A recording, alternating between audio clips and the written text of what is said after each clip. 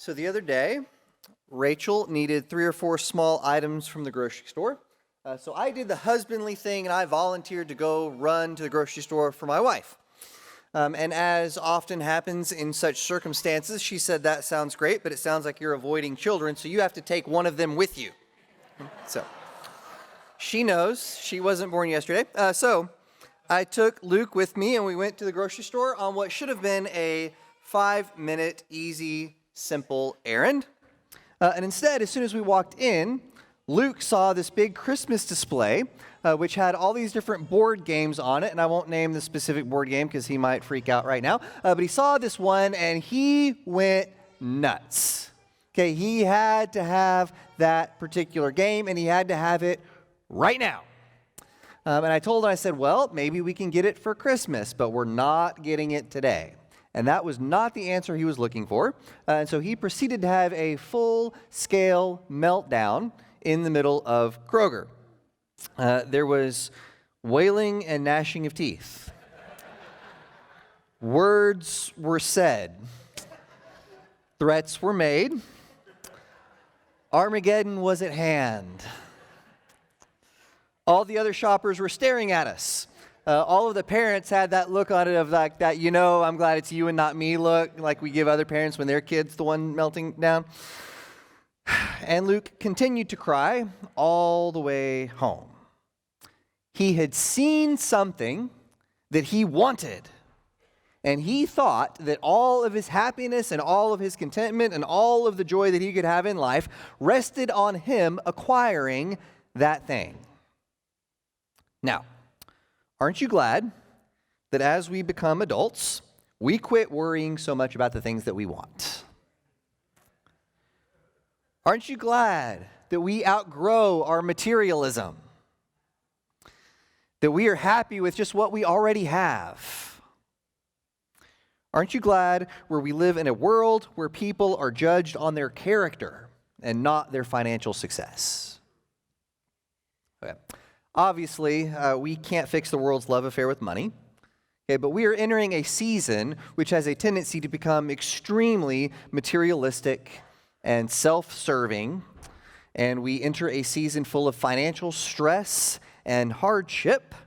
And so how do we make sure that we as followers of Jesus approach this with the right attitude? Okay, how do we make sure that we are investing ourselves in things that actually matter? How are we going to store up for ourselves treasure where it belongs to be stored and not do what so much of the world around us is doing, which is investing in all of the wrong things? And that brings us to where we are at now in our current sermon series in the Sermon on the Mount, where Jesus addresses this exact topic. Hope this text is familiar to you. This is Matthew chapter 6, starting in verse 19. Jesus says, "Do not store up for yourselves treasures on earth, where moth and vermin destroy, and where thieves break in and steal. But store up for yourselves treasures in heaven, where moths and vermin do not destroy, and where thieves do not break in and steal. For where your treasure is, there your heart will be also." Okay, so I've got 3 questions that I want us to ask ourselves this morning. I've given you 3 blanks on your bulletin. You can write these down. Here's question number 1, and that is, where are you investing? Where are you investing? I've told this story before, but I got to keep telling it again because it matters to me. Okay?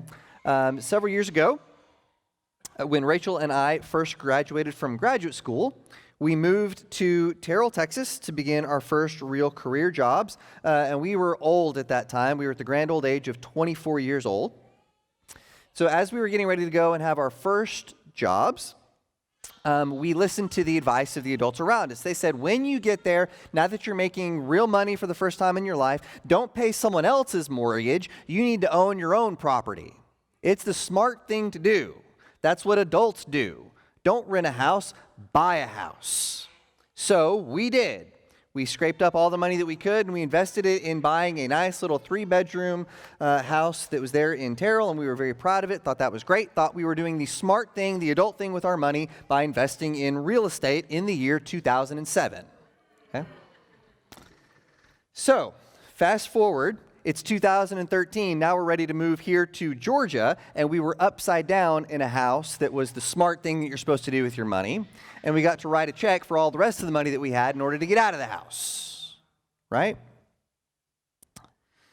The sure thing investment that responsible adults do ended up costing us a lot of money. Okay, what's the problem with investing in earthly treasures? Yeah, what happens to them? You never know. There's no sure things in life, by the way. Okay, in Jesus' world, you didn't have banks like we do. Okay, they had banks, but they weren't good places to invest money. They were extremely risky. So you didn't keep money in banks in their world unless you were extremely wealthy. So one of the common things that normal people invested in their culture was clothing. Clothing was good to make your investments in for lots of reasons. One, it shows other people how rich you are, which is part of why you want to invest in something, right? You want to be able to flaunt it to other people. So you invested in clothing. The other thing is clothing was very easy to sell in their world, so it makes for a great, nice, stable investment. Of course, the problem in their world is that moths often would get in and literally eat your investment away. So clothing is a good investment, but it's got some problems. So another thing that people commonly invested in their world was in dried grain. Right? You remember the parable of the guy that keeps building bigger and bigger barns in order to store more and more grain? That's also in the New Testament. That guy's not storing all that grain so he can eat all of it. He's storing all of that grain because it's a great investment. There's always a demand for grain, right? People got to eat. It stores pretty easily. Also, it's hard to steal very much of it. You can't just exactly go in and haul someone's grain away, right? So it makes for a very good investment. Of course, there's problems with grain too. The biggest problem being that they had rodents in their world, and you could go and open one of your great grain storages one day and see that half of it had been eaten by mice and rats. Not a great investment. So, another thing people like to invest in Jesus' day was in precious metals, right? We do this today. Gold and silver and jewelry and things that don't tarnish, they don't rust. No one can come in and eat your gold, right? That's a much better investment, except for the fact that they didn't have the security systems and things that we enjoy today. So one of the things that would often happen with your precious metals and gold is it had a tendency to walk away on its own, right? And so Jesus is looking at all of the common and best places that people all invested money in their day, and he said, look at all of those things. What happens to all of those investments? They disappear. He says you can either invest in earthly things that disappear, or you can invest in heavenly things which will actually last. Okay? You can invest in things that nobody can take away from you. All right. So far in my sermon this morning, I think I haven't said anything yet that you would disagree with, right? We all agree with everything I've said so far? At least those of you who've heard what I said so far. Okay. But I'm about to say something you'll disagree with, so now's the part you want to really pay attention. All right, when Jesus says, store treasures in heaven, I don't think he's talking about the afterlife. Okay? I don't. I don't think that the message is, it's cool to be poor now and suffering and all the hard things that you go through now. It's all good because someday you'll die, and when you die, you get a mansion, a robe, and a crown. Okay? I don't think that's the message of this passage. Now, there are other passages of Scripture that do teach something similar to those lines, so I'm not necessarily disagreeing with that idea, but I don't think that's the primary thing Jesus' audience would have heard when he told them to store up for yourself treasures in heaven. Okay? I'm not a full heretic. I'm only partly heretical this morning. Okay? I think when the Jews thought about their rewards in the realm of God, okay, or heavenly rewards, they thought much more in line with like the end of Deuteronomy, where we talk about going into the promised land and the blessings that will come upon you if you invest in the things of God, right? You remember your Old Testament story when we're getting ready? Moses has led us out of Egypt, we're going to the promised land, and God tells the people, here's the kind of blessings that you can expect from me if you will walk in righteousness, okay? When they thought about blessings in the heavenly realms, they were thinking in those terms. Right? What does it look like to live a blessed life? It's not just, well, someday when I die, I get blessed. It's no, I get blessed now if I will live a righteous and true and just life. If I will invest in God's things, it's not that someday I'll get my great reward. It's that, no, God will reward me now. Okay, that doesn't mean he takes away all my problems or all the hardship in life, but it means it is better to invest in God's things for the way that I'm supposed to live my life today. Okay? All right, so what are the things that we can invest in that nobody can take away, that will never disappear, that vermin can't eat up or that thieves can't steal? What are the things that I'm supposed to be investing in? Okay, nobody can take away your character. Right? Nobody can take away your relationship with God. Okay, your integrity can't be stolen or compromised. Right? The good name that you carry and the way that people will know you and respect you won't change. I think that the lesson here is not about, well, someday when you die, everything's going to be okay. I think the lesson here is that we need to be the kind of people who are not like Ebenezer Scrooge, right? Remember him from A Christmas Carol? He had everything, but the point of the story is that he found out he really had nothing. Okay, we need to store up for ourselves the things that actually matter, right? I would much rather look around and see, man, I've got family and friends, and I've got all of these things that God has blessed me with, and know that that's my real treasure. That work? I need more than just JJ telling me it works, all right? He's right, okay, but the rest of y'all need to be right like JJ, okay? All right. Next verse, starting verse 22. Oh, wait, one more thing I want to say before I get to verse 22. So to think about how do we make this practical, how do we live this out tomorrow, I'm not saying that all the financial stuff that we do doesn't matter, and I don't think that's what Jesus is saying. I think we need to, whatever Dave Ramsey says we should do with our money, we should do that, right? Okay, don't go liquidate your retirement accounts because preacher said that doesn't matter, right? That's not the point, right? What's the point? The point is that your heart follows your treasure, right? Okay, so where we invest, that's where our focus is going to be, and the things that we focus on will determine who we are. You can either become the Ebenezer Scrooge character who focuses on money and that's where his heart was, or you can be like Jesus is trying to get us to be and focus on the stuff that really matters, and that determines who we are as people. Okay, that work? All right, now we can go to the next verse, verse 22. He says, the eye is the lamp of the body. If your eyes are healthy, your whole body will be full of light. But if your eyes are unhealthy, your whole body will be full of darkness. If then the light within you is darkness, how great is that darkness? All right, here's question number 2 I want to ask us this morning, and that is, how clearly can you see? How clearly can you see? All right, the other day, my wife asked my youngest son, Sam, what he wanted for breakfast. And he said that he wanted waffles, which so far so good. So she gets ready to make him waffles. And then my son says to my wife, he says, can you make them holiday themed? Okay, which if I had been making his waffles that morning, I'd say, yeah, it's a Christmas ornament. It's a nice round gold Christmas ornament. It's holiday themed. Eat your waffles. Okay. But as you all know, my wife is a lot nicer person than I am. She had some time on her hands and she thought, okay, I'll give this a go. I'll make them holiday themed. And so she took these Eggo waffles out of the toaster oven and then cut 2 waffles into the shape of Christmas trees. Okay? This is a recreation of the, it's pretty good, right? Holiday themed. Okay? So she puts these waffles in front of my son, made in my image, okay? She puts them in front of my son. And he looks at these waffles and he says, Mom, what is that? That's not holiday themed. At which point I would have had a certain set of words for my son, but my wife is a nicer person than I am, so she said none of those things.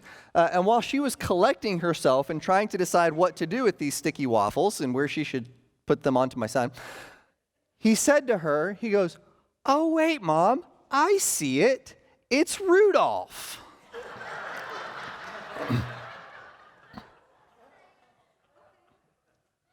I mean, it's not Pinterest quality, but that's pretty good. Come on. Okay, point of the story is, sometimes we struggle to see clearly. Okay? Sometimes we have trouble with our vision. Okay, so why does Jesus go from talking about where to invest your treasure to talking about your eye as the lamp of the body? Okay, and just to give you a prequel, in the next verse, he's going to go back to talking about money again. Okay, so if he talks about money, then talks about your eye being the lamp of the body, then talks about money again, I contend that these two verses, verse 22 and 23, are also about money. Right? I think this is part of a whole section that's about money. So what does he mean with how clearly can we see, and what does that have to do with money? All right, I did a little research this week on perception biases. Okay, and you've no doubt heard of some of these before, but your brain doesn't actually see reality nearly as objectively as we think our brains see reality. In other words, we all have biases, and our biases will determine what we see in the world around us. So I found one article that I thought summarized this in a pretty good way. This was from Psychology Today. It said, recent research demonstrates how our motivations and desires can give rise to two biases. A perceptual bias, okay, when our motivations have a top-down influence on our perceptions, and a response bias, okay, when we report seeing what we wish to see. Okay, that perceptual bias, that first one is at play when, for instance, a couple years ago I was shopping for a new car, or new to me anyway, and I went and test drove a Honda Civic, right? And then after I test drove that Honda Civic, how many Honda Civics did I see on the road for the next couple of days? Yeah, they were everywhere. Now, were they always there before? Yeah, but I hadn't trained my brain to see them, okay? Suddenly when I was looking for them, I could see them everywhere, right? Dozen other examples you could think of, stuff like that in your own life, right? The response bias is a little bit different. This is like, for instance, whenever I watch Oklahoma play football, the Oklahoma players don't do pass interference or holding. The team that they're playing does all kinds of pass interference and holding, right? Why? Because the choir boys I root for would never do those kinds of things, okay? But the gang members they're playing against, they do all kinds of terrible stuff. Right? Okay, and if you don't think that that's a real thing, just ask all of our Auburn fans and all of our Alabama fans how they perceive the Iron Bowl, and you will get wildly different stories for how that game went down. Right? Okay, we see what we want to see in so many ways. Okay, so what does this have to do with money? Okay, well, the question is, what have we programmed our brains to see? Hey, what are we really looking for? Okay, if you were constantly asking yourself, how can I make more money? How can I get ahead? How can I make myself more comfortable? How can I hang on to all of the resources that I have? Okay, if you ask those questions, then what are you going to see? You're going to see ways to be selfish. You're going to see ways to make money. You'll see ways to focus on your own comforts. Okay, if your eyes are unhealthy, if what you're looking for is the wrong thing, then your whole body will be full of darkness. Okay, if, however, we are focused on the things of God, if our eyes are good and our brain is looking for the right things, then Jesus says our body will be full of light. Okay, now we're asking ourselves stuff like, well, how can I serve people around me? Who do I know that needs Jesus? How can I live today better than I lived yesterday? What do I need to work on in my own life? How can I use my money to help other people? Okay, if we're asking those kinds of questions, then what will we see? Right, I remember once when I was in church, we had a big prayer campaign for how do we pray for God to send us people in our everyday life who need to hear the good news. And it was amazing over the next few weeks. I had a lot of people tell me about how, man, it was amazing. God sent me all these people. And I want to think, well, maybe those people are always there. We just were never asking the right questions, right? So how do we ask questions that show that we see clearly? Again, the super practical point of this for us is that right now we are in the busiest time of the year. Okay, there's more stress in December than in any other month, and it is not close. Okay, there are more distractions around you right now than there will be at any other time of the year. Now, our natural thing to do in times of stress is we focus inward. Okay? When I'm feeling additional pressure, I think more and more about my needs and less about the needs of people around me. And yet my cry for us today is that we resist that. Right? How can we make sure that our eyes see clearly? How can we ask God to help us see other people and not just focus inward and focus on ourselves? Fair enough? All right. Number next and last, verse 24. Jesus says, "No one can serve two masters. Either you will hate the one and love the other, or you will be devoted to the one and despise the other. You cannot serve both God and money. All right, final question for us this morning. Whom do you serve? Right? Whom do you serve? I remember when I was in college, there were several different things I wanted to do. I thought I wanted to be an engineer, then I thought I wanted to be a preacher, and there were other interests I had as well. And so during your freshman year, it's a great time to take lots of classes and see what you like, right? But what happens around year 2 or so in college is you kind of have to pick a lane, okay? Because there's a lot of things I would like to do, and I could, well, let me ask you this question. Could I do any of those things? Yeah. Yeah. Yeah, calculus and engineering had me going, well, maybe I can't do everything, right? But out of all the things that I could do, can I do everything? No. Okay, we make choices. All right, 2 quick principles out of this particular verse of Scripture that I think are applicable. And the first one is that you can do anything, but you can't do everything. Right? You can spend your life chasing money, or you can spend your life chasing God, but you can't do both. Okay, and one of the corollaries to this is every yes that you say in your life is a no by necessity to something else, right? We have choices that we can make, and the ultimate choice that we will make is, are we going to follow God or are we going to follow something else? You can do anything, but you can't do everything, right? Related to that is part B, and that is that something will control you, right? We like to think of ourselves as, well, I'm a free person. I can do what I want, right? But that's not the way life works. You will serve something. Something will dictate the actions of your life. Something will be Lord of you. It can be the dollar, it can be sex, it can be power, it can be any number of things, or it can be God. But something will dictate the course of your life. The choice we get to make is, what's that going to be? Who are we going to serve? All right, last story, and then we'll be done. Back in 1990, so a long, long time ago, 1990, there was a 24-year-old man named Danny Simpson, and he robbed a bank in Ottawa, Canada, and he made off with $6,000. That was the amount of money in the teller's bin in front of him. And he used a gun to commit this robbery, and they caught him shortly thereafter and sentenced him to 6 years in prison. And then they got to looking at the gun that he used to commit this robbery. It was a gun that had been passed down to him from his father. And they found out that that gun that he used was a rare .45 caliber Colt semi-automatic gun made in 1918. And it was a collector's item. And they went and looked and found out that the gun he used to steal $6,000 was worth over $100,000. If he had known what he already had in his hand, he wouldn't have gone and stolen the money. Okay? You see where I'm going with this? We already have in our hand everything that we need. God has already given us every blessing we could want. God has already made us all the promises that we possibly need, that if we'll just stick with Him, if we will follow Jesus as Lord, He will give us everything that we need. How often, though, do we try to trade that for something of far less value? You can't serve both God and money. All right, at this time in our service, we are going to sing a few verses of an invitation song. During the singing of this song, I will be down front. One of our shepherds will be down front. We would love to talk with you or pray with you about anything that's going on in your life. We would love more than anything to share with you more about what it means to make Jesus Lord and to grab onto that which is the most valuable thing.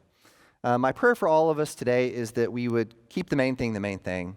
What does it look like to forsake all these things of the world and really keep Jesus as Lord? All right, before we sing that invitation song, I'd like to close us with a word of blessing. May the Lord bless you and keep you. May the Lord make His face to shine upon you. May the Lord be gracious to you and give you peace. Let's stand and sing.